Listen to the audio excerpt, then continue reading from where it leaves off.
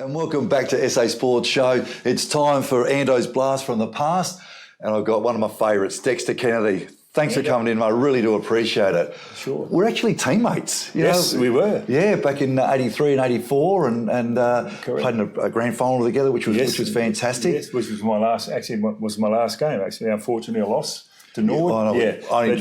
We got pipped to the post, as they say. Right. Yeah, so it's one of those games I still can't watch. Yeah, I haven't either. But we'll talk a bit more about that later. Let's go back to 1970, your first game. Mm-hmm. Let me get this right. It's 15 years, 11 months and 2 days old to play your first SNFL game. That's a record, basically. Yeah, well, actually, it was interesting times. I came down to Adelaide in '69 with West Adelaide, of course, from Port Augusta, and things happened very, very quickly. I was a 14-year-old when I hit Adelaide, and then turned 15 in the June '69, and then played a couple of games in the reserves in 1970 with Murray Wiedemann as coach. Yeah. And after 2 or 3 games, I remember him coming up to me as we were walking off one Thursday evening. I remember his words, he said, "You better shine your boots up pretty well tonight." I said, "Well, what do you mean?" He said, "We're in the league side on Saturday." And it was actually Port Adelaide who I followed as a kid. At Alberton Oval. So it was an amazing experience and quite daunting. But and what year were you at school? I was in third year. Yeah, correct. That's crazy. Oh, no, I tell a lie. It was in fourth year. Yeah, first time of fourth year. Yeah. And school was Adelaide Boys High. Adelaide Boys High. That's right. Yeah. So you wouldn't even got to play first 18 for the school. Well, that's don't say that. It's in the story. Yeah. Well, because I played back then Adelaide Boys played against the private school, the colleges, and used to play over Saturday afternoon at 2:20, the same time as the league played. And the rule was you had to play for the school at the college. And I think Peter Anderson, the late Peter Anderson, had the same issue at Adelaide High when he was at North Adelaide. So I played 3 games with West Adelaide, and then I had to play for the school. Is that, well, see, that similar thing happened to me. I was at St Michael's and started during my year 12, so I ended up moving school to Woodville High to continue playing for Port Adelaide. I did the same. I moved to a little school called Salthouse College. Okay. School in Hutt Street. So, so you actually left Adelaide High to continue playing because you had the automotive of staying at the school, or wow, I thought I was the only one. This is good. I'm really pleased I'm chatting to you now. I feel better that I'm not the only one. It was different, way different back then. And I was only very young, and so I didn't end up playing any more league footy that year, but I had to make a decision about if I wanted to play for the school or play at West Adelaide. So what was it like running out for that first game at such a young... And you were at 9. Well, it's interesting because back then there wasn't any interchange, of course, so I was on the bench and didn't get on to the last quarter. Yeah. And at that stage, we were pretty well up with Port, and then the last quarter they absolutely smashed it. Oh, right. And I remember going to the centre of the ground, and one and only time I ever played ruck rover, and Ian Verrier, who actually went to Port Adelaide as well. So we were kicking to the southern end, and he said to me, "Stand here," right behind him.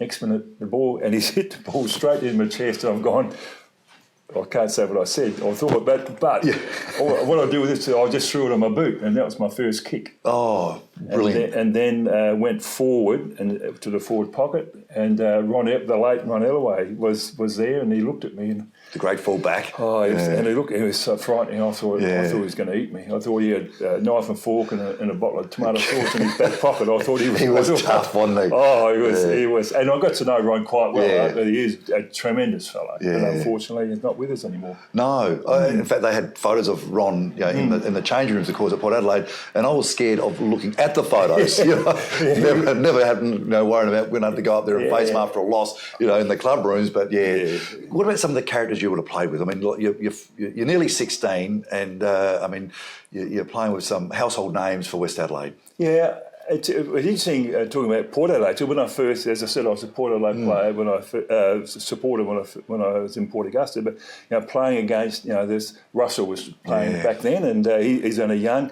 But you had John Cale, you had Sambo Salmon, you had Keith Spencer. Ron Ello, Brucey you Light? mentioned. Pardon? Brucey Light? Bruce, no, Would it be I late? can't. Yeah, maybe not Bruce. He could have been the side. Rossi Hasman. Yes. But then of course at West Adelaide, the captain then was the great Robert Day. Oh right, yeah. Fantastic. Hallett Shuard was in the side. Johnny Burkett. The list goes on. It was coached by Murray Wiedemann, of course. So yeah, they really took me under my wing. Yeah. The guys and as a 14-year-old boy, you look at people now, kids moving away from home at 14. Doesn't happen much anymore. No, it doesn't. No, yeah. And having to, and the thing is, having to walk into the showers with grown men. Yeah. And you just didn't even think about. Not those days. But I came from my parents were Methodist. Yeah. No alcohol, cigarettes in our household. Yeah. And I boarded with a lady called Jean Luke. The legendary Jean Luke from West Adelaide. She was fantastic. And she was actually an ex-Port Augusta person herself. So, and I was in a house where there was people drinking and smoking and whatever, and I thought, how long has this been going on for? But luckily, the club was really good and rallied around me, and I ended up having a 13-year career at West Adelaide. Yeah, and of course, Doug Thomas, of course, would have been a big part of your career. Yeah, in the early days with Doug, there was Oberon Pirak, who ended up going to South Melbourne, ex-Broken Hill man, and Doug, of course, he was larger than life. Doug, he's a very, he's such a great West Adelaide person. Loved West Adelaide. Anything, and you could never say anything about West Adelaide.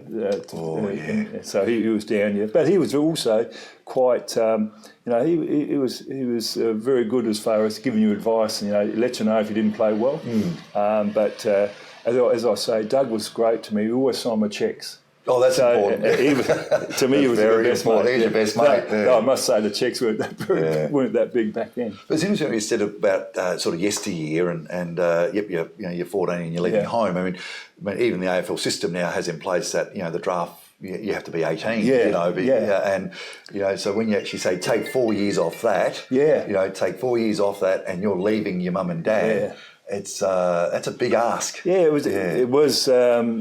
It's funny. I was only homesick for a few months. I really missed Port Augusta. But, you would have. But Jenny Luke and the people around the club, as I mentioned, the fellow Hallett Shuard, those guys took me under their wing and really helped me sort of settle in and eventually, as I said, have a good career at West Adelaide. Well, nearly 250 games. It's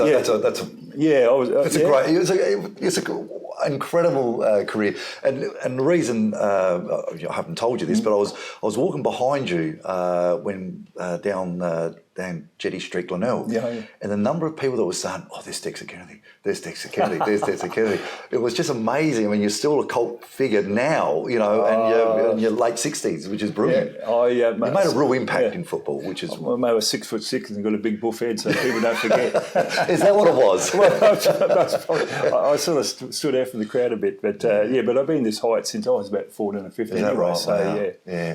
And you moved to Port Adelaide. That was for 83, 84, and lucky I was thrilled when you came to the club, and that was my year. I sort of got my debut game, and to do it with yourself was wonderful. Big different in culture, very similar. What did you think of the two clubs? It was something that I'd always wanted to play at Port Adelaide, as I said. Because you bagged for it. Yeah, absolutely. Yeah. But it was just the time to go, and though 83 was a year that we didn't do so well, and West Adelaide ended up. Yeah, I know. That was Craig Bradley's fault. He went and played for that Australian cricket under 19s, and we were like second or third, and then he leaves, and we really struggled. No, it was interesting times. The Port Adelaide were very much a different culture. They expected to win, and they thought they belonged at the top of the ladder. So that culture really hit me very early, But once again, they embraced me. The club was really good to me, and as I said, it's great to play against and mingle with people who I saw when I was a young fellow as my heroes growing up. And then yourself and Braddles, Big Benny Harris and Hines. Characters. And Russell. I had 2 years. Russell was a coach, so both years I was there. So, and became good friends with Timmy Evans, of course, and all those good players that were around. So. It was an interesting time. I enjoyed the time there, and I'd still catch up with a lot of those guys now. Oh, fantastic. Now, I know Barry Kearns probably pulling his hair out back in the studio saying Ando's talking way too long. I've also got lots more questions to ask you. Are you able to come back next week? Well, next Thursday. I think I'll be good. Fantastic, love it. Okay, we'll be back after the break.